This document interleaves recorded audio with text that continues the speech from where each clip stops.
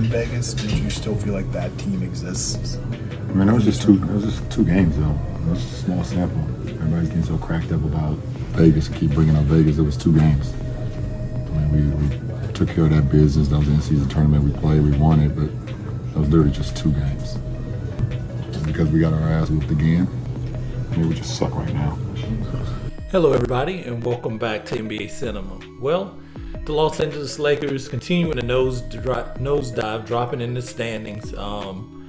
Things aren't looking really good, and there's been a lot of frustration within the locker room. LeBron James being one of the main leaders of the team, he's extremely frustrated, and there's been talk that Darvin Ham job is not safe. And he was actually asked about Jeannie Buss and Rob Pelinka and what kind of pressure he has on him. Take a listen here and then listen to what LeBron James has to say. Nah, man, it comes with the territory. I'm solid. You know, my governor, Jeannie Buss, the boss lady, our president, Robert Pelinka, we're all aligned. As long as they're not saying it, I guess I'm good, which I know how they feel about me in this situation we're currently in. So we're all on the same page. My 2 captains, communicate with them. Our communication has been at a high level. You know, it's just, you know, the one thing that's crazy is that it reminds me when I used to watch 60 Minutes with my father in the 80s, and one particular show they were talking about, you know, La Cosa Nostra and the Mafia, and these guys were starting to go to trial. And then Star Witness shows up with a black potato sack over his head, shades, and, you know, due to fear, name really can't be released. And so this seems to be the standard of reporting now for NBA people on the internet and whatever. So you can't, not all reporters, I don't want to disrespect anybody in the room, but when you say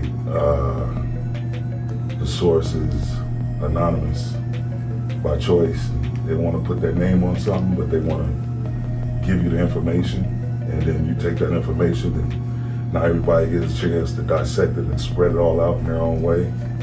It's kind of disingenuous, and I wish we get to a place where people are, you know, firm enough to stand on what they're saying, and then, you know, maybe we can have real dialogue and get to it. You know, I don't mind, you know, people critiquing the job I'm doing. All I'm gonna do is keep my head down and continue to do my job until I can't do it anymore. You got to improve the defense, or you just kind of take your hats off to them?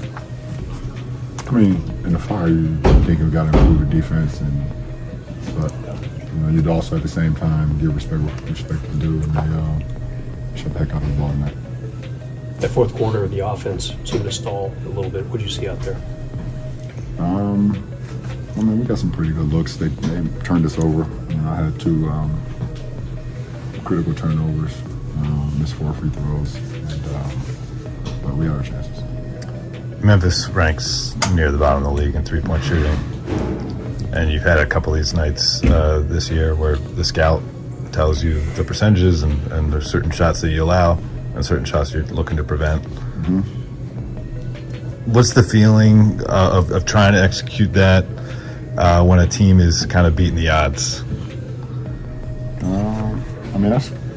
It is what I mean. At the end of the day, NBA players, they work on their craft too as well. You know, it seems to happen a lot versus us, where the percentages kind of go the other way. And we had our game plan and how we wanted to execute that, and I thought we did that, you know, as well as we could, and he made us pay it off. One of the unique things about this stretch for you guys is it's kind of started with you guys playing really good basketball in Las Vegas, playing, you know, at a really high intensity level and stuff like that, and then going through this sort of swoon. What is your belief level about the attainability of returning to what you guys were in Vegas? Did you still feel like that team exists? I mean, it was just 2 games though. It was just a small sample. Everybody's getting so cracked up about Vegas and keep bringing up Vegas. It was 2 games. I mean, we took care of that business. That was the in-season tournament. We played, we won it, but that was literally just 2 games. Were the cracks, were the problems that have presented themselves over the last 13 games, were they showing, do you think, prior to that, to this stretch? I don't know. I don't know. I attitude in the past, to be honest. Maybe we just suck right now.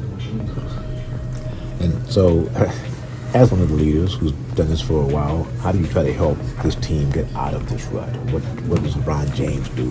What do? I show up to work, punch my clock every day, stay positive, and go out and try to lead out on the floor, inspire on the floor. That's what I do. Last question. LeBron.